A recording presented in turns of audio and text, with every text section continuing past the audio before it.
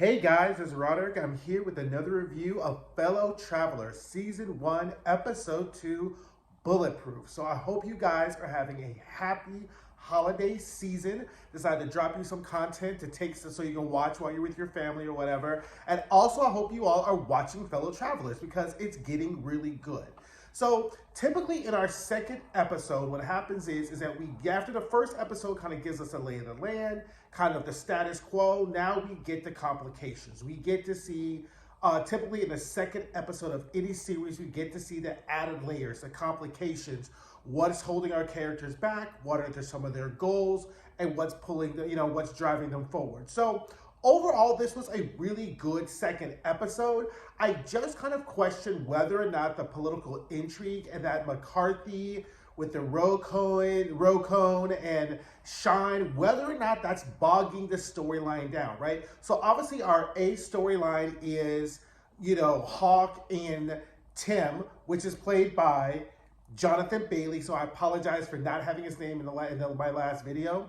But whether or not like some of the other storylines are really kind of dragging that down. Like typically you always have an A storyline, a B storyline, a C storyline, even sometimes a D storyline.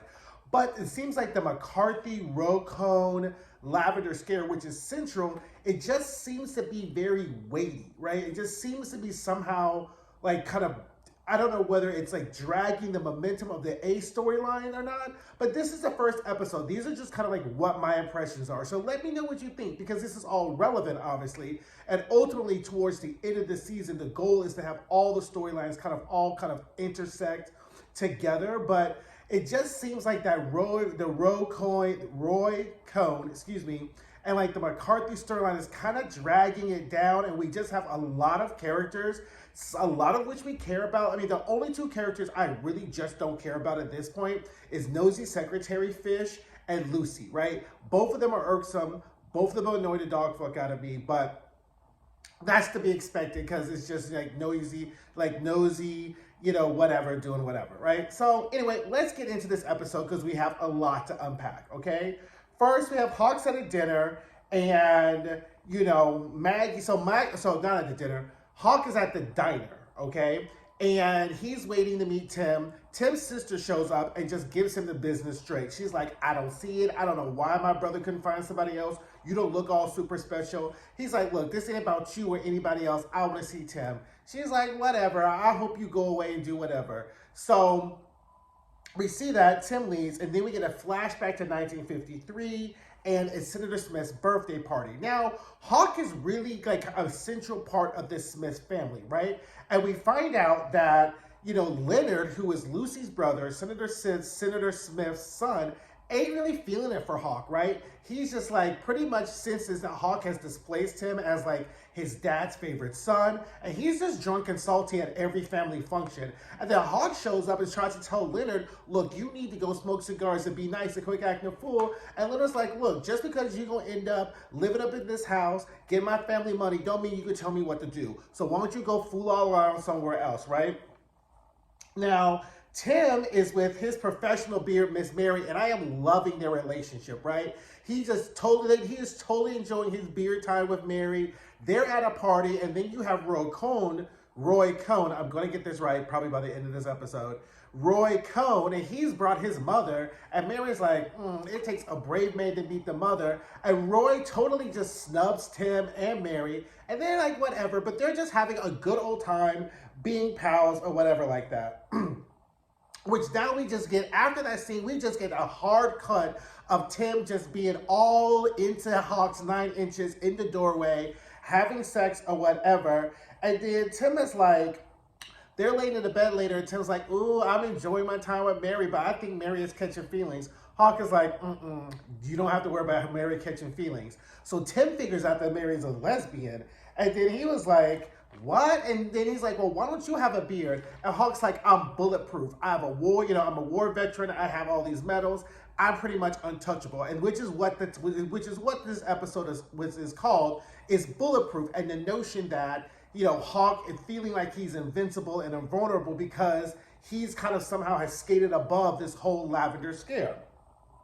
So then Hawk just flexes, he's bulletproof, and then in a moment of intimacy, Hawk reveals that his plan is just to get stationed overseas, save up his little coins, and then buy a villa, and he can do whatever and fool la la. And Tim is all like, oh my God, he shared with me. But I'm like, Tim, none of his plans included you. None of his plans like, we can do this, we can do that. Everything was I, me, which is typically what Hawk does, right? And Tim was just like a whole ass fool. So then the next morning they wake up and they don't laid in the bed and then they don't overslept. So now they got to skedaddle and wake up because Tim can't be shuffling out looking like the morning after, like he done got ran through like he did the night before. So he leaves, he forgets his glasses. Hawk's all annoyed. It's like every time Tim makes a mistake and slips up, Hawk punishes him with silence, right? He punishes him with distance, you know? And this relationship is about, like, the toxicity level just kind of goes up, like, with every episode. And it just really honestly gives me flashbacks to, you know, my time being, like, a first out gay man and, like, that first serious love affair you have where you're just so enthralled and that person can't do any wrong and whatever. And I was just like, oh my God, Tim, girl, just whatever, right? So Hawk is updating the State Department about the Rosenbergs, because that's another thing that's kind of looming in the background is Ethel Rosenberg and her husband. They were Soviet spies and traitors. They're about to get executed. And he's doing his little update, and then security guard comes in as like, we're starting our inquiries and summons in the State Department. We got to get rid of these homosexuals and whatever. And then Hawk and Mary leave the meeting, and Mary's like, girl, you need to be concerned about this. They're coming from everybody. And Hawk's like, whatever, I'm not really all that concerned. Then he's asking about Tim, and she's like, girl, bye. Quit worrying me about Tim. I'm trying to make sure, you know, me and my friend Tim are fine. You go handle your business, because since you're so motherfucking bulletproof, right? Now, Marcus is at the paper. And so this is the first time we get to see kind of like Marcus's ecosystem working in the black paper. And I really appreciate the scenes with Marcus in this episode, because we get to see that being black and gay in America is like double, right? It's like not even a double on charges, and I won't even say like it's a double burden, but you really see that Marcus has to pull like more weight, right? Because in the crux of this, we have black men who are being shipped off to war in the Korean War when they are clearly under Jim Crow here in America, like treated like second-class citizens. And then they're going after gay people. So, of course, they're bojangling in the office. And then they're talking about, you know, because Langston Hughes is appearing before McCarthy's committee. And he's reading his books and quoting them. And then somebody's like, ooh, I think he may be a pinky. And you're like, oh, here we go. And then they're throwing up homophobic slurs, whatever. And Marcus is just like, oh, Calgon, take me away. And you really kind of see kind of the double burden that Marcus kind of has this added weight. Now we get the scene of Langston Hughes in front of McCarthy's committee, and they're really trying to go at him. And then Sean throws like, if you don't know what communism is, you can read my pamphlet. And then Senator Smith jumps in and is like, I seriously doubt that your little pamphlet that you pass around, you know, constitutes a treaty on communism. And so Shine's feelings gets hurt. McCarthy jumps in and protects Shine. Roy's salty at Senator Smith. This is going to be important later, because Roy Cohn is like, don't nobody try to embarrass my boo, okay? And, you know, so they're like, okay. So then after the hearing's over, Marcus goes to Roy Cohn and asks him and Shine why Shine isn't fighting in Korea. And they're like, next question from a realistic paper. Anyway, Hawk is having dinner with his mother, right? Because he had called somebody on the phone early in the episode. And Nosy Fish, she be really hawking everything, pun intended. She be hawking, shuffling every phone call that Hawk makes. So we find out he's having a dinner with his mother, and we find out that the father is dying, and the father has cut Hawk off the will, and if he comes back home, he can get his money. Because Hawk is trying to make moves, right? And the mother's like, it sounds like you're trying to get a getaway plan to me. And he's like, maybe so. She's like, well, I ain't giving you none of my money. You need to go to your father and get some of your inheritance money if you want to fool all around the world, right? Now, Mary and Tim are having lunch, one of their beer dates or whatever. They're bonding, and Tim is like asking Mary whether or not her family will be proud. And, Mary's like, well, I don't know. They live really far away. And Tim was like, I kind of want to be a priest until whatever. And then, they just really have a good gay and Judy time. And then Mary's like, why don't you come to my house tonight? He's like, no, I'm going to wait for Hawk to call. She's like, okay, girl, you go ahead and keep on waiting, right? So Marcus shows up the next day to the Senate hearing, and Marcus is barred from the hearing, right? There, and the little black security guard is like, this is what you get for running your mouth, because these white people really ain't playing with us all the way around, and you forgot where you were, what time it was, and now they've barred you, right? Which just totally now affects Marcus's employment, because he's supposed to be covering the Senate beat, and you can't cover the Senate beat if you're barred from the Senate, right?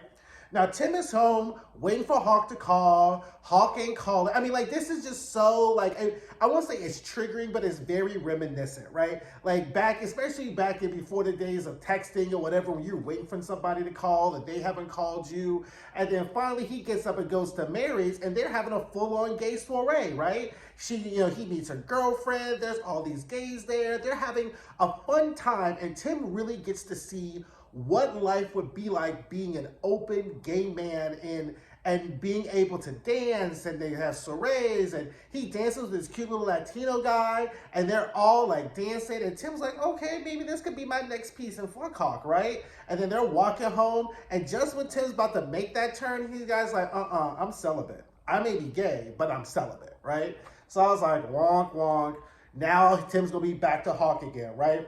So Marcus is at the cozy corner, drinking his sorrows away, because the white people done ran his nerves and his pressure all the way up. And now here comes Hawk, and he's just like, you know what? I'm just kind of up to here with white people, because y'all just really work my nerves. And he was just like, and then Hawk's kind of like, well, should I be offended? And Marcus is like, I don't care if you're offended or not. You all get everything. You take everything, you do everything or whatever. He's really about to just go in and let have. But the drag queen waiter is making eyes at Marcus. And Hawk is like, why don't you just go ahead and get you some, since you all pent up and salty? I mean, work a little drag queen waiter out. And he's just like, okay. He's like, stop it. And I like the kind of the repertoire between Marcus and Hawk within the cozy corner, because it's obvious that Hawk would have sex with Marcus, but Marcus is like, I don't bottom, and I'm not gonna be one of your little bitches that you be trying to turn out and run through. So you just need to. So we just will keep it cute, and we're gonna be friends, and we'll just be good Judies, because I'm not bottoming for you.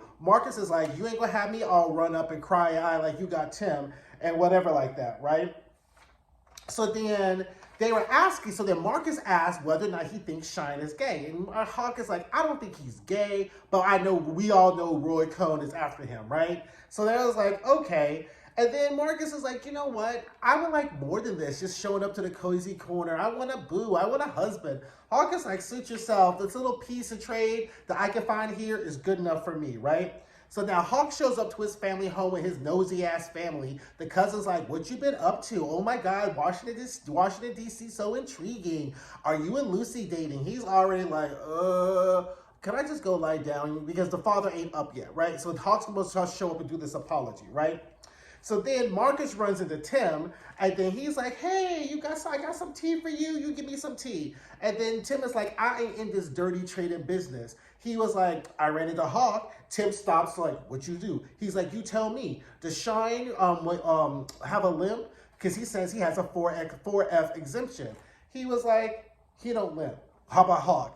I saw Hawk. He was fine. He was at the cozy corner getting him some trade. And so then all of a sudden, Tim just gets up and leave. And I was like, Tim, girl, you are just so thirsty up in these streets. Now, Nosy Fish back in the office answers the phone. And she's like, Mary, there's a phone call for you, and there's a woman, she's really upset. I'm like, bitch, why couldn't you just say, Mary, you got a phone call? Nosy Secretary Fish just really be irking me, because she is really just ear hustling, eye hustling the entire time, right?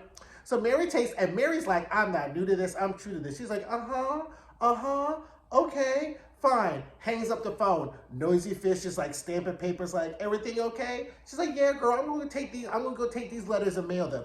Mary skedaddles to the stairway, and then she meets up with her girlfriend who we met earlier at the soiree. She's like, girl, I done got a summons. This guy kept asking, trying to take me out. I kept telling him no. I think he reported me. And Mary's like, oh, shit, what the fuck we's about to do, right? So Hawk goes to see his father, And his father is just vile, just on his deathbed, just being hateful, evil, all the way around, just all the way around hateful. And he's like, so has it changed? And Hawk is like, yes. He's like, so will you be married and having kids? Yes. And I'm thinking to myself, okay, Hawk, get your money, get your money. And then finally, Hawk just refuses to apologize. He's like, I'm sorry that you're dying and no one's going to give a shit. And that's all you're going to get from me. So then the father's screaming, cursing Hawk out. Everybody's downstairs hearing this. Hawk gets ready to leave, and the mother's like, and Hawk's like, I'm sorry. The mom was like, that's what an apology is. Clearly, it's that easy.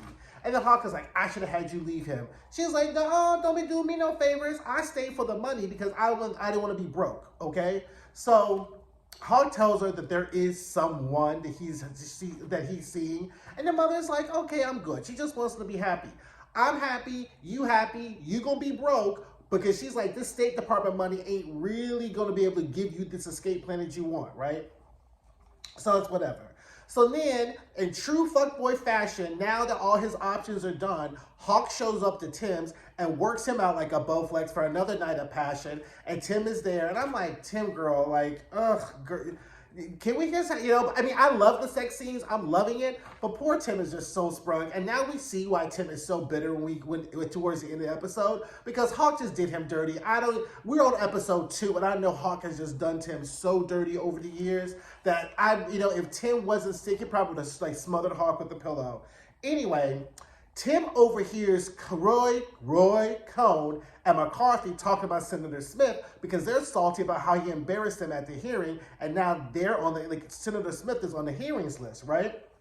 Meanwhile, the FBI shows up at Mary's place, going through, looking to see if they're really lesbians, and they're like, so you sleep on the couch, but why is the bed dipping on both sides? And why is there no cosmetics? And this pajamas look really mannish. And I was like, how ridiculous is this? Like, what if they sleep naked? What if they just want to be comfortable? Like, the thought that, like, women are supposed to be sleeping in, like, negligee and they're supposed to have a whole bunch of cosmetics. They were, like, going through all their stuff. And then the girlfriend is just really freaked out. And so the FBI leaves. Mary goes to comfort her. The girlfriend's, like, all freaked out. She's like, they're outside. And I was just like, okay. So Tim shows up at Hawk's place. He's like, what? He's like, Mary's being investigated. I don't know what's going to happen. Him and the girlfriend live together. And Hawk just loses it. He was like, what? I thought she was smarter than this. And in the middle of his tirade about Mary, he's like, how you know they live together? Well, I was there. They had a party. He's like, you hanging out at a whole ass party of gay people? You're pretty much on record. He was like, and he's like, what? I thought it was a party. He's like, sit down, write this letter. So Hawk dictates this letter to Tim so that then Tim is breaking up with Mary. So the letter provides cover to Mary that she's not a lesbian. It also provides cover to Tim that he's not really gay too, and it gives Mary the out. And Tim's like, what's she gonna do with this letter? Hawk is like, she's gonna take this letter, give this to the FBI, and knock out the girlfriend. Tim's like, Mary would never do that. Hawk is like, the fuck she will, right? And so now we get to this kind of concept of bulletproof, right? In the sense that everybody needs to have a cover. Like being bulletproof, you need to have a vest, you need to have a shield, and people are just out here being exposed. And Hawk is realizing that just because he's bulletproof, that other people aren't going to be bulletproof too. And Tim is salty about this whole letter writing campaign. He just thinks it's amoral. He's like, I ain't gonna do no more dirty shit for you. Don't be trying to stay and trying to work me out and mess around and rearrange my tonsils. And by the way, Senator Smith is on McCarthy's hit list, right? So then Marcus shines. Oh, wait a minute. I lost the thing. Yeah. Oh, so then after that, we go to 1982. Sorry, lost my place. Hawk is on the phone calling Lucy, saying he'll be back soon. Child, he's at a seedy, dirty gay bar trying to get him some San Francisco trade, right? So then he's there at the gay bar, and these two young gay boys come up, and they're pretty much like, let's do it. Like, the guy's like, I'm on a date, but I'll be free later. And then he was like, aren't you worried about all this stuff that's going on? He was like, I exercise, I take my vitamins. And Hawk is like, I ain't here nary a condom or any safe sex practices, so I'm just going to go ahead and pass. So then we get the statement that, because the boy's like, I'm pretty much bulletproof. And then Hawk says, yeah, the thing I realized about being bulletproof is that not everybody else is. So I thought we were a little bit early in the episode to kind of come back around to this bulletproof kind of the theme, right? Because it just seemed very clunky. Even though coming up in the next episode is going to kind of all come to fruition, I felt like the bulletproof theme just could have been seamless, easier than that, because we just kind of it was very overt. And if you listen to our videos about subtext, I felt like there was a better way in which you could have used subtext to kind of bring that bulletproof theme in, right? Anyway, Hawk goes to Tim's place and they finally meet face to face. And then Tim is just bitter and salty. He was like, is that Hawkins Fuller? Let me put my glasses on. Oh yeah, it's you, whatever. Sister shows up and she's like, what the fuck is this motherfucker doing here? Is he staying for dinner? Tim is like, if he wants to, right? Meanwhile, Mary done did exactly what Hawk said she was to do. She done shown the letter to the FBI. She done narked off the girlfriend. She's off, so she's off the hook. The girlfriend to move back to Ohio. And I was like, oh, Mary, Mary, don't you weep. I was like, Now, Marcus has dug up Shine's draft information and gives it to a young John Kennedy, young JFK, who's working for the committee. And he's like, why are you giving it to me? And he's like, well, because my paper can't tackle this. No, Marcus is doing this to get back at Roy Cohn and Shine because he's petty and he's spending his petty money, right? So I was like, okay, now we're back at the Smith's house, and the Rosenberg death penalty is just still looming, right? And the way in which they did this, I mean, obviously this is a very momentous occurrence in history, but it just kind of looms, but we don't really see the connection. I mean, obviously the connection is that at this time in history, the United States is under a Red Scare. You have this communist threat. You have the Lavender Scare. But it just, like I was saying, it just seems to weight the main storyline down, right? Because the parents are listening to us on the radio. Lucy's upstairs because she's just really upset about it. And then Hawk tells Senator Smith that he's on the enemy list. And Senator Smith is like, let them bring it. I ain't got nothing to hide. So then we realize that the reason this is important to Hawk is because even though if Senator Smith is innocent, they will come after people Senator Smith cares about and find things and invent them. So because Hawk has this really close relationship with Senator Smith, he's like, shit, I may get drugged into this shit too. So he's like, so I need to find out, we need to get some information, some dirt on McCarthy and Roy Cohn so we could go to offensive before they're coming to us. And Senator Smith is like, oh, I'm so sorry, you have to do this and get your hands dirty. But quickly was like, people are asking me why you ain't married, and I couldn't tell them no answer. So Hawk is like, shit. So he hightails her upstairs to Lucy's room, who's all weeping, upset about the Rosenbergs, whatever, and starts, spinning his fuckboy dust all over her. Because she's like, I thought you didn't like my opinions. I thought you didn't like me. He's like, look, we about to do what we about to do with this because I ain't about to get outed because my bulletproof vest got some holes in it, right? So you already see that Lucy is going to be like, Lucy's in his sights, and he's just really spitting his magic, right? So back in the cozy corner, the drag queen waiter, whose name is Christian, is like still making, eyes at Marcus. He sits down. They start talking about, Langston Hughes, and, the little waiter drag queen, like, shoots his shot at Marcus. And Marcus, they pretty much don't wore Marcus down because Marcus just, is in his drink, in his cup. And then we get this voiceover of Marcus kind of quoting Langston Hughes' poem. And Tim goes to church to confess. Mary's crying in her bed because she done knocked off her girlfriend. The voiceover continues with the flash forward to 1982, where Hawk and Tim are reconnecting over Chinese food. And then we get our final scene after the voiceover ends of Tim confessing to the priest if he's had homosexual sex. And he's like, and the priest is like, are you sorry that you did this? And he's like, yes. So again, we see this kind of tug and pull because Tim at this point is over Hawk. He's done with this issue or whatever. So for the second episode, again, I liked it. Again, no complaints.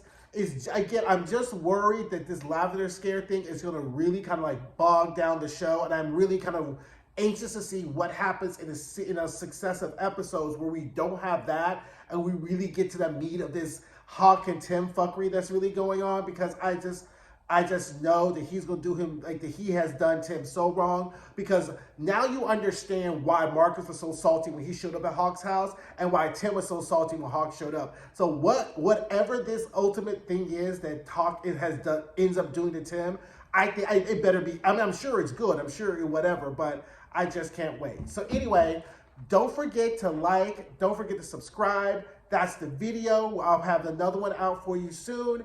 And I hope you guys have a happy holiday. Thanks, guys.